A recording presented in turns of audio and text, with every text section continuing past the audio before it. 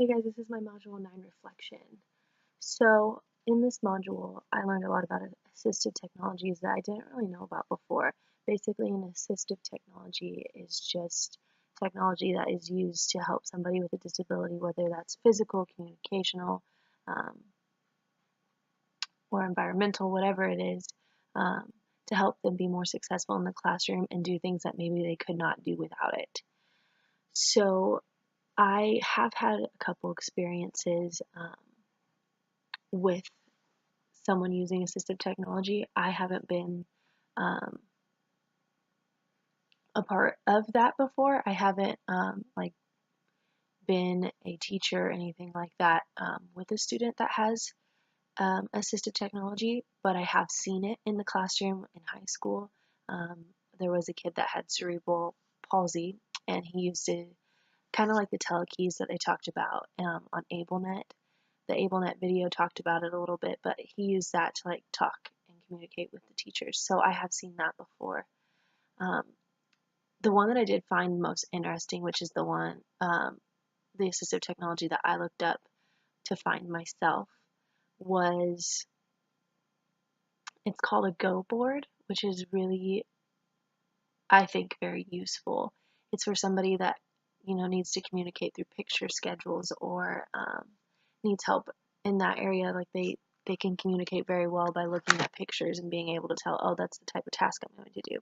So Go board is basically um, it has icon holders, and then you put a picture of a desired task or activity, and it kind of helps them have a schedule, and it shows them through a picture what they're supposed to do. Um, I think it's a really good idea for kids that really can't have like a disability with being able to read or sometimes kids with autism or certain things like that, cerebral palsy, maybe they can see pictures better than words. Having that, I think, would be very helpful in the classroom. So I thought that was most interesting to me was the Go board. Also the telekeys. Um, I think it's really cool that they can use that to communicate. And if somebody can't really type with one finger, you can put the settings to be able to um, put your hand on there and then it'll figure out what you're trying to say.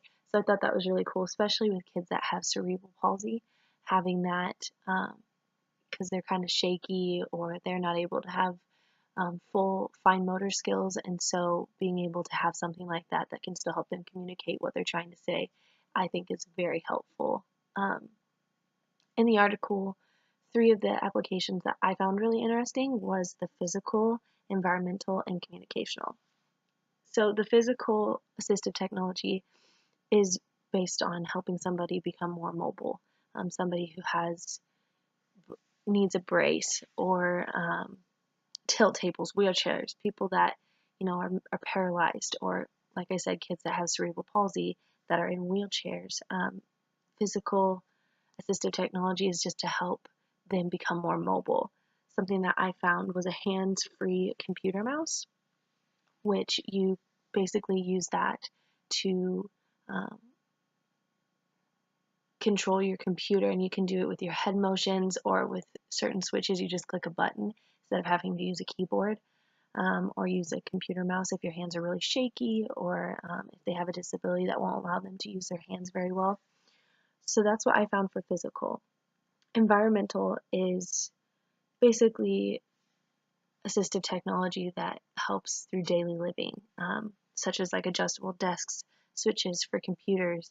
One thing I found was a listening device that amplifies sound. So if somebody has issues being able to hear in the classroom, having something that would amplify that sound, amplify the speech for them to be able to hear and communicate and process that better would help in the environment tremendously. And the last one was communication, which is somebody that can't really communicate with their voice or with hand signals, whatever it is. And so communication assistive technology just helps them to be able to communicate better. It's pretty simple.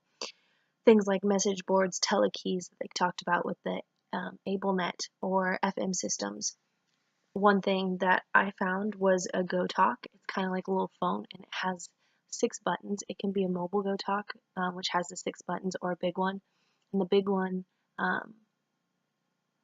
is has a lot more messages that can be said, but in the little one that you can just put in your pocket, it has 30 messages that you can um, relay to somebody through just pressing the buttons. And so that I think that would be really helpful for kids.